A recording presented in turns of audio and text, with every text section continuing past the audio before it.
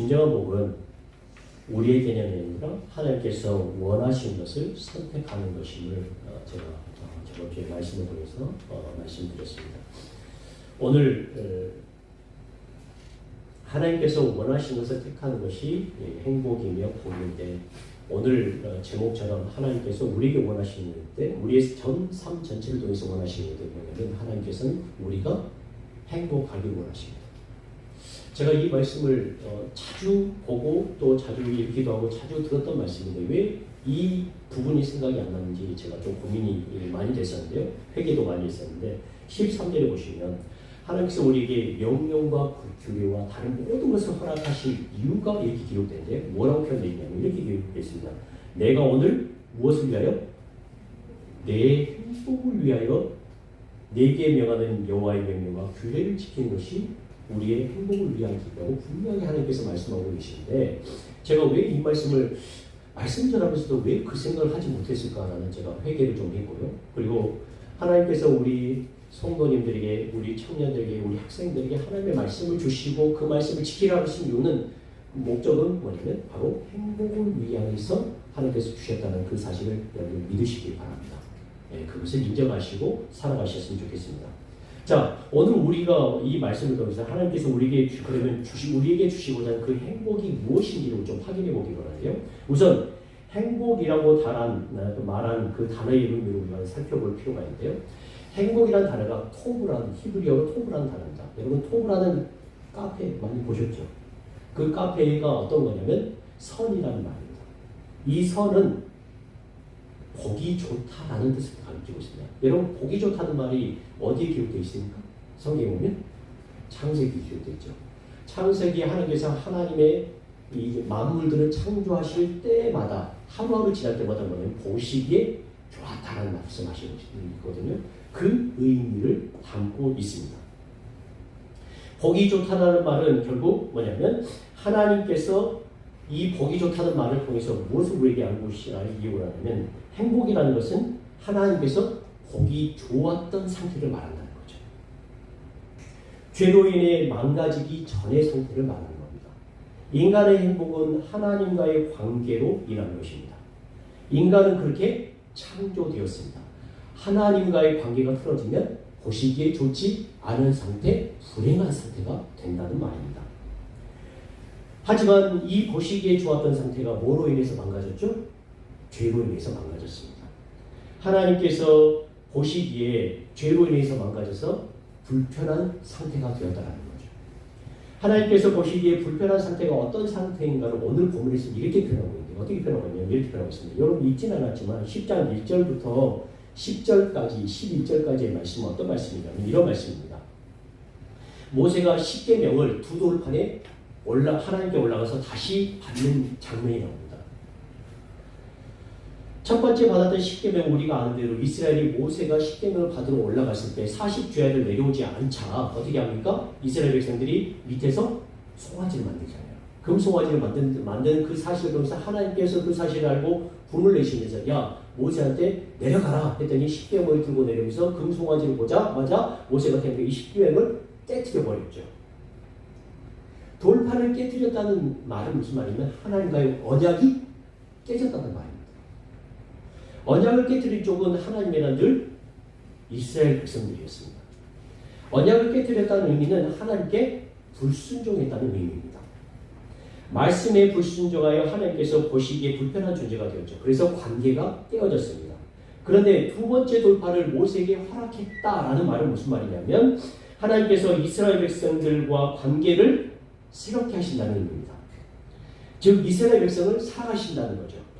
하나님께서 이 십계명을 이스라엘 백성들에게 주신 이유는 그들과의 관계 회복뿐만이 아니라 그들의 행복을 위해서라고 말씀할 수 있습니다. 이것을 행복이라는 단어와 연관시키자면 십계명을 지켜 행하는 것이 하나님께서 보시기에 좋은 상태, 바로 행복의 상태임을 우리가 볼 수 있다는 것입니다. 여러분, 행복은 하나님께서 보시기에 좋은 상태입니다. 이 행복의 상태를 성경은 어떻게 말하고 있냐면 하나님의 명령과 규례를 지키는 것으로 설명하고 있습니다. 하나님의 명령과 규례를 지키는 것이 그러면 성경은 어떻게 하나님의 명령과 규례를 지키는 것이 어떤 것이라고 설명을 하고 있는지 우리가 표현하고 있는 걸 봐야 되는데요. 자, 그것을 한마디로 쫙 쪼리면 어떤 말이냐면 하나님의 명령과 규례를 지키는 것은 이것으로 표현되는데요.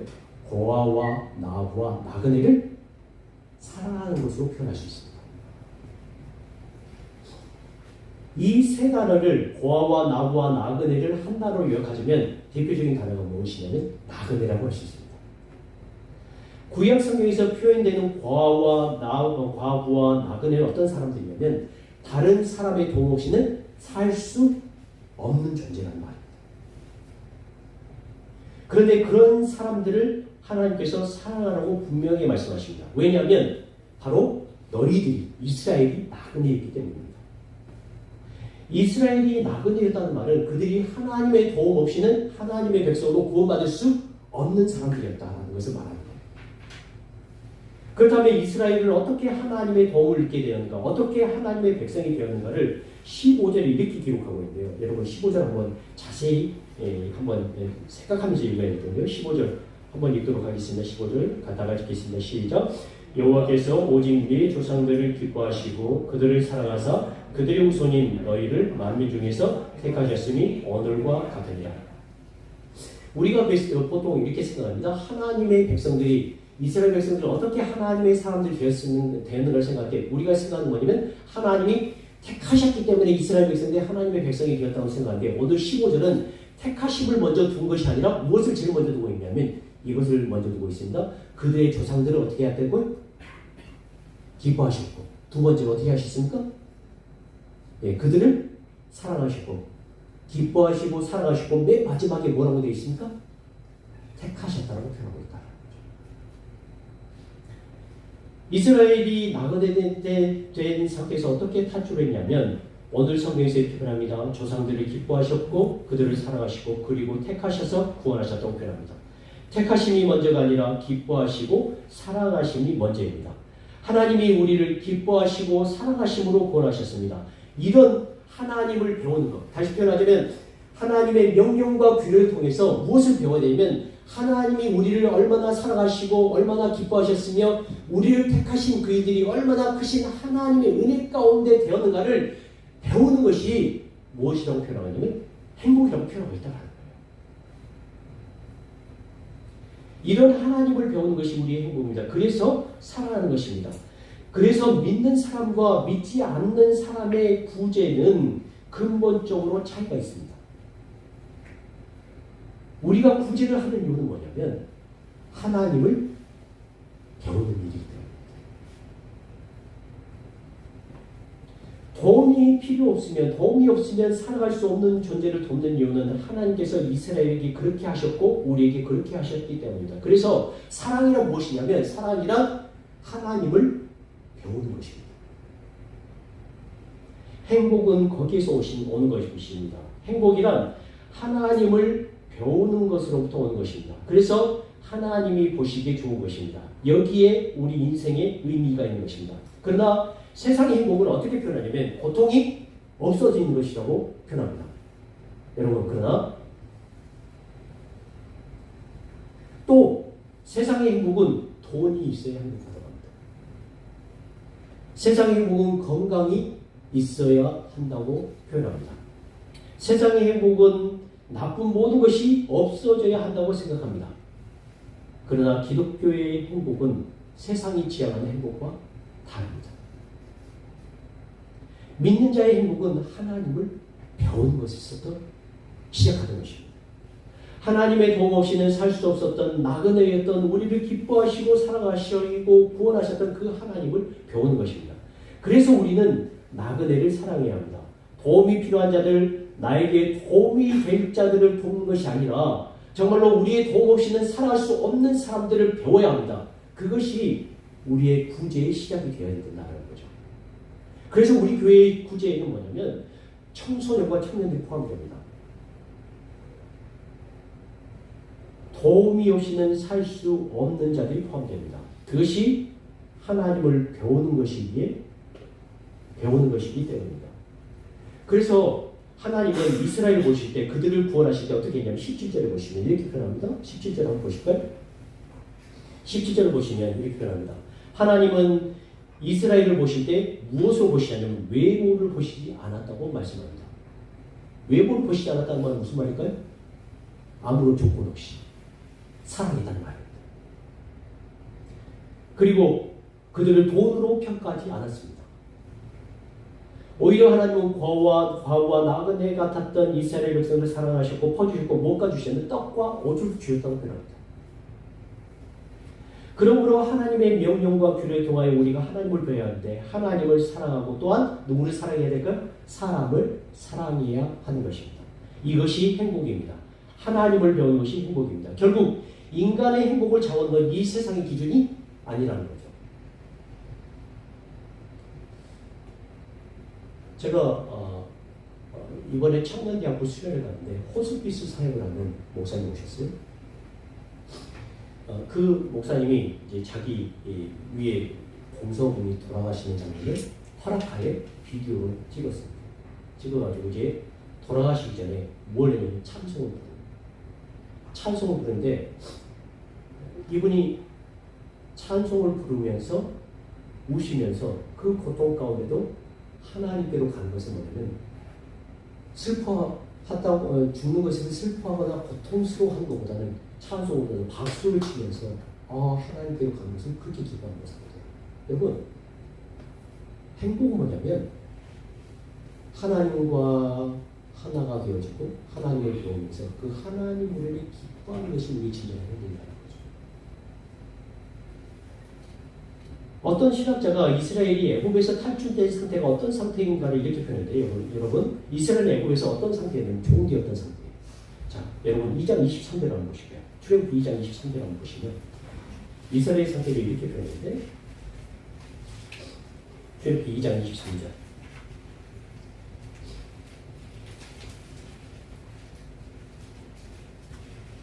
출애굽기 2장 23절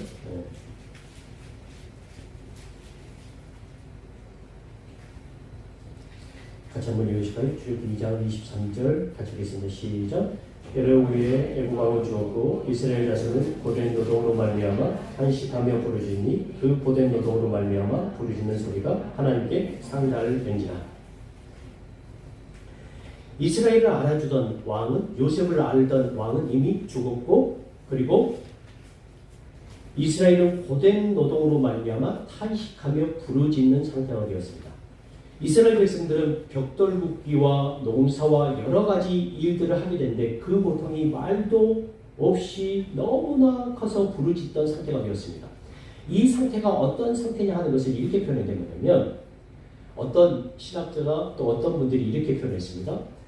이스라엘이 애굽에서 종되었던 상태는 고통이 너무 심했던 상태고 그리고 그 상태가 어떤 상태냐면 무의미의 형벌을 받던 시기라고 표현했습니다. 무슨 형벌을 받던 시기냐면 무의미의 형벌을 받던 시기.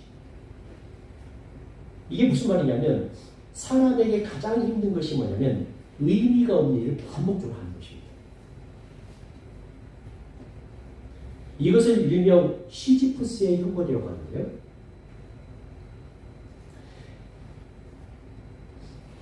그때 뭐냐면 이스라엘 백성들이 애굽에서 종되었던 상태는 뭐냐면 이겁니다. 벽돌을 만들어요. 벽돌을 만드는데 그 벽돌을 개수로 맞추지 못하면 어떻게 되냐면 뭘 당했을까요? 매질을 당한 상태였어요. 그런데 그 매질을 당한 것이 의미가 있었느냐? 의미가 없었다는 거죠. 고된 노동을 하던 시기였습니다. 고된 노동을 하는데 이 고된 노동이 의미가 있었는데 의미가 없다는 거예요. 그리고 이 일을 반복적으로 해야 됐다는 거예요. 그런데 이 일들과 고된 일들과 노동들이 아무 의미가 없는 상태다. 자, 그런데 광야 세대가 지금 가나안 땅으로 가기 전에 모세가 지금 이 말을 하고 있는데 이 광야 세대가 가나안 땅에 들어가서 전쟁에서 패하게 되면 어떤 상태가 될까요? 네, 그들의 부모들이 애굽에서 당했던 그 상태로 들어간다는 것을 말하는 겁니다. 얼마나 두렵겠어요? 이것을 스탈린 치하의 알렉산드로 솔제니친의 소설 이반 데이소비치의 하루에서 수용소 죄수들의 벽돌 옮겨쌓기 일화가 나오는데요. 뭐냐면 이 소설에서 수용소 죄수들의 벽돌 옮겨쌓기 일화가 어떻게 표현되냐면 이렇게 표현되어 있습니다. 중죄수에게 시킨 일은 다음과 같았는데 우선 한 곳에 벽돌을 쌓게 해요. 그리고 그 다음 쌓은 벽돌을 허물고 그 벽돌을 다른 장소에 쌓게 합니다. 그래서 그곳에서 벽돌 쌓기가 끝나게 되면 어떻게 한다고요? 벽돌을 허물어가지고 다시 반대 원래 세웠던 그 자세에 또 세우게 합니다. 그리고 그 다음 날 어떻게 할까요? 다 세우면 그것을 못 들고 또 그 반대에 세웠던 곳에 또 세우게 합니다. 그리고 또 어떻게 할까요? 다 세우면 그것을 못 들고 또 그 반대편에 세우게 합니다. 이 벽돌 쌓기 노동이 육체적으로 감당하기 어려운 일이었기 때문에 사람들이 문제도 있었지만 뭐냐면 이 일이 전혀 무의미하기 때문에 이 일을 반복하는데 사람들의 상태가 어떻게 되면 얼마 안 돼서 사람들이 전부 다 죽게 되는 겁니다. 벽돌 쌓기 노동이 육체적으로 힘든 일이기도 했긴 하지만 뭐냐면 정신적으로 감당이 어렵기 때문에 사람들이 자꾸 죽는 거예요. 이들은 끊임없이 되풀이되는 쌓기와 허물기 속에서 일에 대한 의미를 전혀 발견할 수 없었기 때문에 이런 일들이 이스라엘 백성들에게 있었다는 거죠. 이스라엘 백성들은 애국에서 하루도 쉬지 못했습니다. 벽돌의 기술을 마치지 못하면 매질을 당해야 했죠. 사는 게 그들에게 너무 어마했습니다. 끊임없이 반복되는 일상을 살았습니다. 이 무의미한 일을 언제까지 해야 할지 알 수 없는 지옥 같은 삶을 살았던 것입니다. 여러분 그래서요. 군대 끌려가 보는 사람들 제가 죄송합니다. 끌려갔다는 말을 써서 끌려가 본 사람들은 압니다. 어떻게 하면 군대에서 빨리 벗어나기를 소원합니다.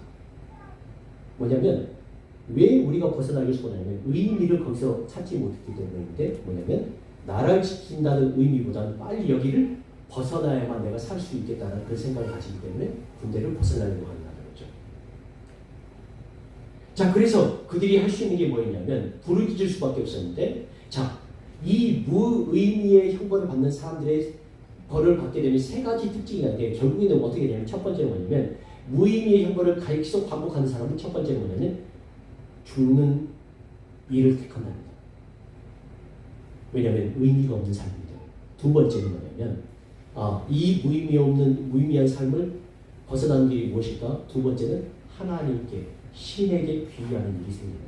그리고 세 번째는 끝까지 하나님께 반항하면서 사는 사람들의 세 가지 형태로 드러나게 된다. 자, 솔제니친이라고 하는 이 사람이 뭐냐면 포병 장교로 근무하던 중 스탈린의 분별력을 의심하는 내용을 담은 편지를 친구에게 보냈다가 수용소로 보내셨습니다. 그리고 그는 10년 동안 그의 수용소 생활을 바탕으로 이 소설, 아까 이반 데이소비치의 하루라는 그 소설을 썼는데 그 소설을 통해서 1970년대 노벨 문학상을 수상했는데 소련에 반대하는 작가라고 낙인이 찍혀서 서동으로 쫓겨나서 살았습니다. 수용소에 들어가기 전에 무신론자였던 솔제니친이 나올 때는 신앙인이 되었다고 그랬는데 그가 어떤 말이냐면 이 말을 했습니다. 이 말을 소개하려고 지금 여러분들이 이렇게 길게 얘기했거든요. 어떤 말이냐면 가보가 내 너를 축복하노라. 내 삶에 네가 있었음을 축복하노라. 감방에 썩어가는 밀재 위에 누워 깨달았으니 인생의 목적은 번영이 아니라 뭐였다고요? 영혼의 성숙에 이다라. 사랑하는 성도 여러분, 믿는 자들의 행복은 고통과 고난이 제거가 되는 것을 목표로 사는 것이 아니라 믿는 자들의 행복은 영혼의 성숙, 이 영혼의 성숙을 하나님을 배우는 것으로만 되게 되죠. 이것이 진정한 할례입니다. 할례는 그래서 마음에 행해야 한다고 말씀하고 있습니다. 이것을 실패한 것이 이스라엘 민족이었습니다. 이스라엘 민족에게 할례는 커다란 축복이었어요. 그것은 하나님의 백성이라는 표시였기 때문입니다. 그러나 그것은 언약의 증표로 주어진 것이었죠. 할례가 중요한 것이 아니라 할례 받은 민족으로서 하나님과 교제와 하나님을 배우면서 행복을 누리면서 살아가는 것이 이스라엘 백성들의 주 목표가 되어야 되는데 이스라엘 백성들은 하나님의 백성으로 구별됐다는 것보다는 이 할례를 뭐냐면 차별의 의미로 사용했습니다. 구별은 특권이지만 이들은 할례받지 않은 사람들을 차별하고 멸시했습니다. 사도 바울은 그래서 할례를 어떻게 그래요? 마음에 제발해야 한다라고 말씀을 했다는 거죠. 여러분, 할례를 마음에 하라는 말은 사도 바울이 처음으로 한 말이 아닙니다. 누가 이 한 말입니까? 모세가 한 말이에요. 여러분, 할례는 어디에 해야 된다고요? 마음에 해야 되는 거예요. 사랑하는 성도 여러분, 할례는 표시가 아닙니다. 할례는 하나님께서 우리의 마음 가운데 하시는 것입니다. 여러분, 이것을 요새 말로 좀 바꾸자면 세례 중요하죠. 그러나 그것은 하나님을 믿는다는 표시로서의 세례일 뿐입니다. 그러면 세례 받았다는 것이 중요한 것이 아니라 하나님의 사람으로 살아간다는 것이 더 중요한 건데, 세례 받았음에도 불구하고 하나님의 사람으로 믿지 않는 자보다 더 못한 삶을 살아가면 이게 말이 되는 겁니까? 되지 않는 겁니까? 되지 않는다는 거죠. 순종이 없을 때 그것은 할례가 아닙니다. 순종이 없을 때 그것은 세례가 아니죠. 순종은 하나님을 배워하는 것입니다. 그것이 보시기에 좋은 것입니다. 여기에 의미가 있습니다. 세상 사람들의 구제와 사랑과 믿는 자들의 구제와 사랑에는 근본적인 차이가 있습니다. 우리가 구제하고 사랑하는 이유는 뭐냐면 하나님이 우리에게 하신 일들을 우리가 체험하고 알아가기 위해서입니다. 여러분, 그 사실 잊지 않았으면 좋겠어요. 그리고 여기에 우리의 행복이 있다는 것을 기억하시기 바랍니다. 하나님을 배우는 일은요, 끝날까요? 끝나지 않을까요? 네, 끝나지 않아요. 우리가 하나님 품으로 데려가기까지 끝나지 않습니다. 이 끊이지 않는 이 원천을 여러분들이 보시면 좋겠습니다. 이 끊이지 않는 원천을 여러분들이 체험했으면 좋겠습니다.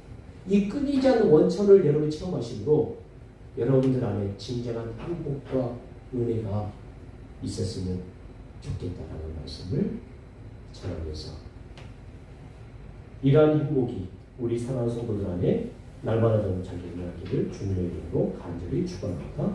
아멘. 오늘 우리에게 주신 하나님의 말씀 생각하면서 우리 찬양할 텐데요. 나는